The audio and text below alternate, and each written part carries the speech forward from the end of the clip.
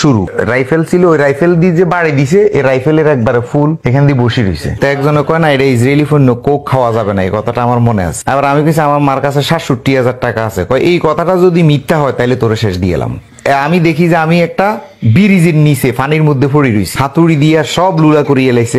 ঘটনাটা হয়েছে আমরা দরগা মাজার পরিষদের পক্ষ থেকে রূপগঞ্জ সুফি সরোয়ার রাজাজির মাজারে ফোড়াইছে এবং কি ওই লাশটা উঠাইয়া জ্বালাই ফেলছে। তো ওইটার মামলা দিতে আমরা রূপগঞ্জ থানাত গেছি, ওসি তরিকের কাছে মামলাটা দিয়ে আমি কাঞ্চন দিয়ে বৈরব আমার একটা মাহফিল আছে, আমি ওইদিকে চলে আসবো, আমার লোকজন চলে গেছে ওইদিকে।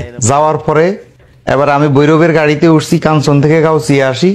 উঠার পরে বৈরব ওই গাড়িটা আসবে না, আমাকে ইটাখোলা নামাই দিছে। ইটাখোলা নামানোর পরে অনেক লোকজন আছে, ওই লোকজনের মধ্যে আমি দাঁড়ায় রয়েছি, আমার মাথায় ক্যাপ, মুখে মাস্ক।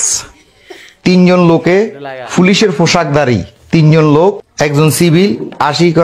আসি প্রথম আমার পুরো বডি হাতাইছে, হাতাই কিছু না পাই, এবার দেখি আমরা ব্যাগ দেখি, পরে আমার ব্যাগ খুলছে। ব্যাগ খুলি, আমার ব্যাগের ভিতরে 20,000 17-18,000 টাকার মতো ছিল।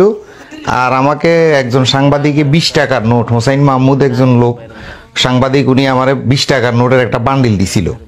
এই টাকাটা ছিল। আর